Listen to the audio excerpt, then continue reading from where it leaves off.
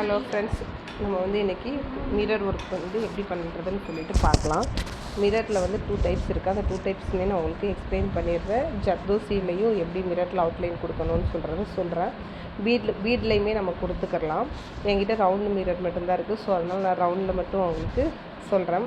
Start பண்ணுறப்போ normal silk thread எப்போவுமே எடுக்கிற மாதிரி டபுள் ஸ்டின்ஸாக எடுத்துக்கோங்க. எடுத்துகிட்டு அதை வந்து சுற்றி மாற்றி ஒரு 4 கார்னர் 4 5 கார்னர் அந்த மாதிரி எடுத்து மறுபடியும் ஒன்றுக்கு மேலே ஒன்று அடுத்து மாற்றி ரவுண்டாக ரொட்டேட் பண்ணிகிட்டே போகிறப்போ வந்து அந்த மேலே இருக்கிற கிளாஸோட எட்ஜஸ் வந்து ஃபுல்லாமே மறைஞ்சிரும். உள்ளே இருக்கிற கிளாஸ் மட்டும்தான் நமக்கு வெளியே தெரியும். ஸோ கார்னரை சுற்றி அவுட்லைன் கொடுக்கும்போது வந்து அது பார்க்கவே வந்து ஒரு மாதிரி ரிச் லுக் இருக்கும்.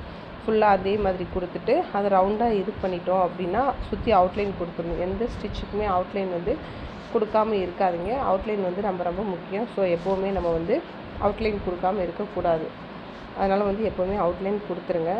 இந்த மாதிரி ஒரு சுற்றி கரெக்டாக அந்த ஈவனாக கவர் பண்ணி ஃபுல்லாக க்ளோஸ் பண்ணிவிட்டு அதுக்கப்புறமா இதுக்கு வந்து நீங்கள் அவுட்லைன் கொடுத்து முடிச்சுருங்க. அவுட்லைன் வந்து ரொம்ப முக்கியம். இதில் த்ரெட்டில் தான் அவுட்லைன் கொடுக்கணும்னு சொல்லிட்டு இல்லை. பீட்லேயுமே நம்ம வந்து இதுக்கு அவுட்லைன் கொடுக்கலாம், ஜரிலையும் அவுட்லைன் கொடுக்கலாம். ஸோ அவுட்லைன் கொடுக்குறது வந்து நம்மளோட சாய்ஸ் தான். ஸோ அதனால் வந்து ஒன்றும் ப்ராப்ளம் இல்லை, நம்ம இஷ்டத்துக்கு நம்ம கொடுத்துக்கலாம். தென் அதுக்கப்புறம் என்ன பண்ண போகிறோம் அப்படின்னா அதில் வந்து டைப் 2 இருக்குது. அந்த டைப் 2 எப்படி பண்ணுறதுன்னு சொல்லிட்டு பார்க்கலாம். எந்த காரணத்துக்கு கொண்டும் அவுட்லைன் மட்டும் கொடுக்காம இருக்காதீங்க. அவுட்லைன் கொடுத்துருங்க. அவுட்லைன் கொடுத்தா மட்டுமே தான் அதோடய லுக் வந்து நமக்கு வந்து நல்லா தெளிவாக தெரியும். இல்லைனா வந்து நமக்கு அதோட லுக் வந்து நமக்கு தெரியாது. ஓகே, நாட் போட்டு முடிச்சுட்டு இது செகண்ட் டைப்பில் நம்ம என்ன பண்ண போகிறோம் அப்படின்னா ஸ்டெம் ஸ்டிச் போட்டோம் பார்த்தீங்களா, அந்த ஸ்டெம் ஸ்டிச்சை பேஸ் பண்ணி தான் அந்த செகண்ட் இருக்கிற மிரரை வந்து நம்ம க்ளோஸ் பண்ண போகிறோம். நார்மல் ஸ்டெம் ஸ்டிச் தான், ரொம்ப புதுசெல்லாம் இல்லை. ஆல்ரெடி நம்ம நிறையா பண்ணிட்டோம். நம்ம ஜர்தோசிலேயும் ஸ்டெம் ஸ்டிச் போட்டுட்டோம். அகெயின் அதுக்கப்புறம் வந்து த்ரெட்லேயும் ஸ்டெம் ஸ்டிச் வந்து போட்டோம். ஸோ இது வந்து நமக்கு ஈஸி தான். இந்த மாதிரி எடுத்துகிட்டு எப்போவுமே ஒரு த்ரெட்டு எடுத்துகிட்டு போகிறோம் அப்படின்னா அது பக்கத்தில் வந்து குட்டியாக லாக்குன்னு நம்ம எதை சொல்கிறோம் அப்படின்னா அந்த செயின் ஸ்டிச்சை தான் குட்டியாக ஒரு லாக் அப்படின்னு சொல்லிட்டு சொல்லுவோம். ஸோ அதனால் வந்து அதையும் வந்து கண்டினியூஸாக வந்து கொடுத்துருங்க. கண்டினியூஸாக 1 by 1 சுற்றி ரவுண்டு ஃபஸ்ட்டு ஒரு இடத்துல குத்துறோன்னா அதுக்கடுத்து அது கீழே அப்படியே அந்த மாதிரி கண்டினியூஸாக ஃபுல் அண்ட் ஃபுல் வந்து 1 by 1 கீழே இறக்கி குத்திகிட்டே போகிறப்போ வந்து அதுவுமே வந்து ஃபுல்லாக அழகாக கவர் ஆகிடும். உள்ளே வந்துட்டு அந்த மிரர் மட்டுமே தான் இருக்கும். மிரர் ஒர்க் வச்சு ப்ளவுஸ் எல்லாம் போட்டோம் அப்படின்னா ரொம்ப ஃபேன்சியாகவும் இருக்கும், ரொம்ப கிராண்டாகவும் இருக்கும். நம்ம சிம்பிளாக போட்டால் கூடவே அது வந்து ரொம்ப கிராண்டாக ரிச் லுக் தரும். ஸோ அதனால் வந்து மிரர் ஒர்க் வந்து ட்ரை பண்ணுங்கள். நல்லா தான் இருக்கும், அழகாக இருக்கும் பார்க்குறதுக்கு. ஓகே, தெரியுதா உங்களுக்கு? ஒரு மாதிரி கிராஸாக தான் எடுத்துகிட்டு போகிறோம். நம்ம ஃபுல்லாக கவர் பண்ணலை. ஃபஸ்ட் இதுக்கு வந்து சுற்றி போடுற மாதிரி இருக்கும். இந்த இதுக்கு வந்து லைட்டாக ஒரு பக்கம் இருந்தே வந்து கொஞ்சம் கொஞ்சமாக க்ளோஸ் பண்ணிவிட்டு போகிற மாதிரி இருக்கும். கீழேருந்து மேலே போகிறோம், மேலேருந்து கீழே வரோம். அகைன்ஸ் வந்து குட்டியாக ஒரு லாக் போட்டுடுறோம். 1 by 1 சுற்றி வந்து அந்த ஸ்டெம் வந்து இந்த மாதிரி வந்துடும். இந்த இதில் வந்து ஓகேவா ஃப்ரெண்ட்ஸ்? உங்களுக்கு ஏதாவது டவுட் இருந்தால் கீழே கமெண்ட் பாக்ஸில் கேளுங்க, நான் உங்களுக்கு எக்ஸ்பிளைன் பண்ணுறேன். புரியலைன்னா கேளுங்க, மறுபடியும் இன்னொரு வீடியோ நியூவாக போடுறவங்களுக்கு. இந்த மாதிரி வந்து 1 by 1 வந்து எடுத்துகிட்டு போகிறப்போ வந்து அந்த ரவுண்டு வந்து எப்படி தெரியும்னா கொஞ்சம் மேடு மாதிரி நம்ம எம்போஸ்டு ரோப்பெல்லாம் வைப்போம் பார்த்தீங்களா, எம்போஸ்டு ரோப்பெல்லாம் வச்சா அதில் எப்படி ஒரு மாதிரி மேலே மட்டும் கொஞ்சம் தடிமனாக வர மாதிரி இருக்கும். கொஞ்சம் அந்த த்ரெட்டோட சைனிங்கும் வந்து நமக்கு நல்லா தெரியும் இல்லையா? அதே மாதிரி இது வந்து சுற்றி இந்த ஸ்டெம் போடுறப்போ என்ன ஆகும் அப்படின்னா அந்த த்ரெட்டு வந்து சுற்றி வர லைன் வந்து ஒரு மாதிரி அழகாக கொஞ்சம் கிராண்டாக காட்டும் நமக்கு. ஸோ அதனால் வந்து இந்த டைப்புமே ட்ரை பண்ணுங்கள். எல்லா டைப்புமே ஸ்கொயரு, திலகம், எல்லா டைப்லேயுமே மிரர்ஸ் வந்து அவைலபிளாக இருக்குது. எல்லா டைப்லேயுமே ஒர்க் பண்ணி பாருங்கள். எல்லா டைப்லேயுமே ஒர்க் பண்ணி பார்த்தீங்கன்னா உங்களுக்கு ஒரு ஐடியா கிடைக்கும். நான் சும்மா ஒரு 2 3 இது மட்டும் வச்சு தான் பண்ணியிருக்கேன். நீங்கள் ஒரு 5 6 இது வச்சு நல்லா ப்ராக்டிஸ் பண்ணிவிட்டு அதுக்கப்புறமா ஒரு பிக்சர் எடுத்து பண்ணுங்கள். இது இன்னும் மிரரில் வந்து நம்ம ஜர்தோசி போடுறோம். மிரரில் ஜர்தோசி எப்படி போடுறோம் அப்படின்னா ஸ்டெம் ஸ்டிச் தான். இப்போ நம்ம இதில் த்ரெட்டில் போட்டோம் பார்த்தீங்களா, இந்த த்ரெட்டில் போட்டதை இந்த வீடியோவில் என்ன பண்ணுறோம் அப்படின்னா ஜர்தோசியில் போடுறோம். ஓகே, 2ல் என்ன பண்ணுறோம், இங்கே வந்து த்ரெட்டில் போட்டோம், அங்கே வந்து ஜர்தோசியில் போட்டோம். அவ்வளோதான், வேறு ஒன்றும் இல்லைப்பா. புதுசாலாம் நம்ம எதுவுமே பண்ண கிடையாது. ஆல்ரெடி நம்ம யூஸ் பண்ண ஸ்டிச்சஸே தான், வேறு எதுவுமே நம்ம வந்து புதுசாலாம் பண்ணலை.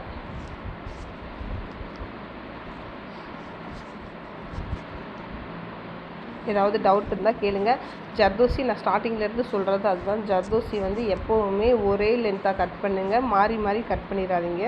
நம்ம எப்படி ஃபஸ்ட்டு ஸ்டார்டிங்கில் ஓரளவுக்கு கட் பண்ணுறோமோ அதே மாதிரி தான் அதோட எண்டு வரைக்குமே நம்ம கட் பண்ணணும்.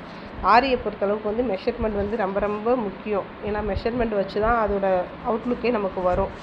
எப்போவுமே ஒரு டிசைன் எடுக்க போகிறோம் அப்படின்னா அதுக்கு என்னென்ன மெட்டீரியல் தேவை அதெல்லாம் வந்து முன்னாடியே நீங்கள் பார்த்துருங்க. முன்னாடியே பார்த்துட்டு இதுதான் டிசைன், இதுதான் இது பண்ணுறோம் அப்படின்னு ஃபிக்ஸ் பண்ணிவிட்டு உட்காருங்க. ஃபஸ்ட்டு நம்ம தானே போடுறோம், நம்ம தானே பண்ண போகிறோம் அப்படின்னு சொல்லிட்டு அசால்ட்டாக இருக்க வேணாம். எந்த ஒரு விஷயத்தையுமே கரெக்டாக பிளான் பண்ணி பண்ணுங்கன்னு சொல்கிற மாதிரி தான் இதுவும். இதுதான் பண்ண போகிறோம், இதுதான் இதோட ஸ்ட்ரக்சர் அப்படின்னு சொல்கிறத நம்ம பிளான் பண்ணிவிட்டு அதுக்கப்புறம் எடுத்தோம் அப்படின்னா நம்ம ப்ளவுஸ் போடுறப்போ வந்து இடையில வந்து தடுமாற்றங்கள் எதுவுமே வராது. ஃப்ரீயாகவும் நமக்கு இருக்கும், மைண்டும் ரிலாக்ஸ்டாக இருக்கும். ஸோ 1 by 1 வந்து நம்ம அழகாக போட்டுட்டு போயிட்டே இருக்கலாம். ஓகே, இதே மாதிரி தான் ஜர்தோசிக்குமே நீங்கள் 2-3 மிரரை வந்து தனித்தனியாக ஒட்டி வைங்க. தனித்தனியாக ஒட்டி வச்சுட்டு அந்த தனித்தனியாக ஒட்டினதில் நீங்கள் ட்ரை பண்ணி பாருங்கள். அதில் ட்ரை பண்ணி பார்த்தா தான் உங்களுக்கு ஏதாவது டவுட்ஸ் அந்த மாதிரிலாம் வரும். நூல் வந்து பிசுறு தட்டக்கூடாது. ஏன்னா என் பிள்ளைங்களுக்கு வந்து மேபி வராது. ஏன்னா ஆல்ரெடி நிறையா கிளாஸஸ் பார்த்துட்டாங்க, ஒர்க் பண்ணிட்டாங்க. ஸோ அதனால் வந்து பிசுறு தட்டுற ப்ராப்ளம்லாம் வராது. இப்போ தான் நம்ம வீடியோவை ஃபஸ்ட்டு பார்க்குறீங்க அப்படின்னா Day 1 கிளாஸ்லேருந்து நான் ஸ்டார்ட் பண்ணியிருக்கேன்.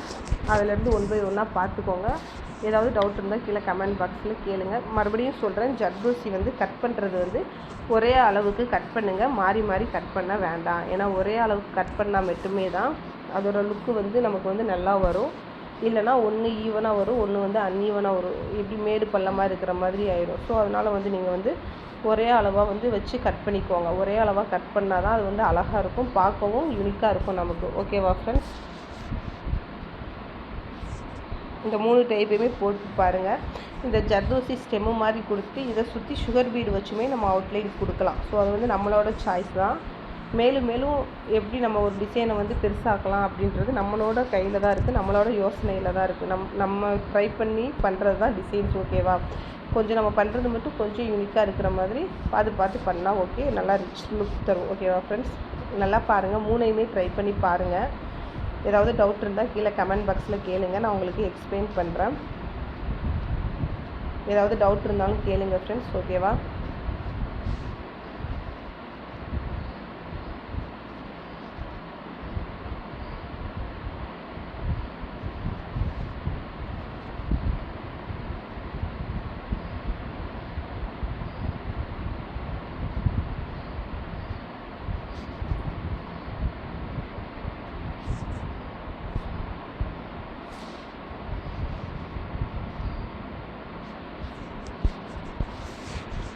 வீடியோ பிடிச்சிருந்தா லைக் பண்ணுங்கள், ஷேர் பண்ணுங்கள், சப்ஸ்கிரைப் பண்ணுங்கள். ஏதாவது டவுட் இருந்தால் கமெண்ட் பாக்ஸில் மறக்காமல் கேளுங்க, நான் உங்களுக்கு எக்ஸ்பிளைன் பண்ணுறேன். ஓகே, 3 எப்படி இருக்குன்னு சொல்லிட்டு பாருங்கள். 3க்கு என்னென்ன டிஃப்ரென்ஸ் இருக்குன்னு சொல்கிறதையும் நீங்கள் நோட் பண்ணி பாருங்கள்.